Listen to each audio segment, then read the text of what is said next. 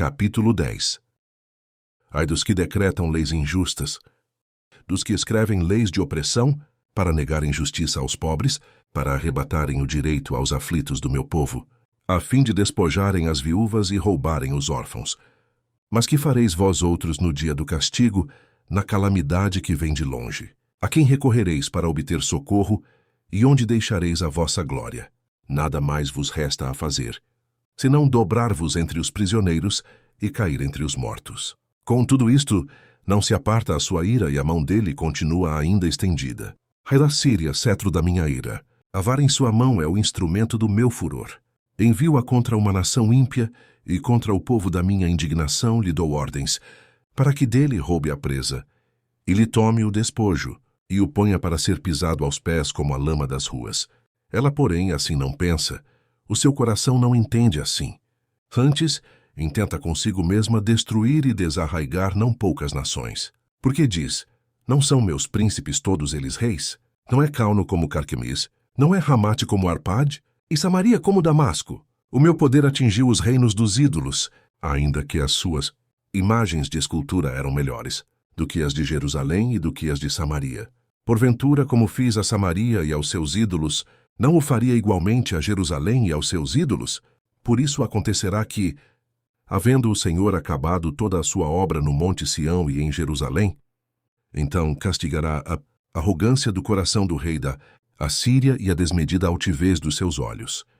Porquanto o rei disse, com o poder da minha mão fiz isto, e com a minha sabedoria, porque sou inteligente.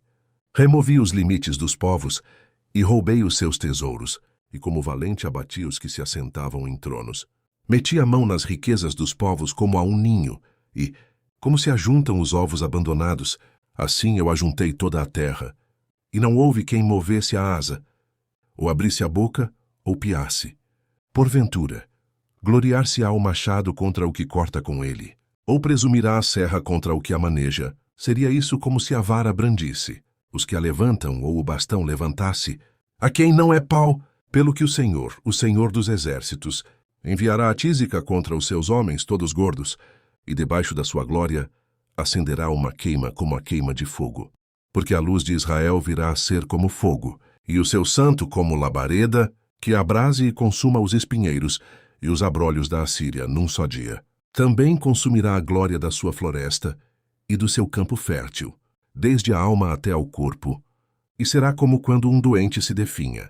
O resto das árvores da sua floresta será tão pouco que um menino saberá escrever o número delas. Acontecerá naquele dia que os restantes de Israel e os da casa de Jacó, que se tiverem salvado nunca mais se estribarão naquele que os feriu, mas com efeito se estribarão no Senhor, o Santo de Israel. Os restantes se converterão ao Deus forte, sim, os restantes de Jacó. Porque ainda que o teu povo, ó Israel, seja como a areia do mar, o restante se converterá.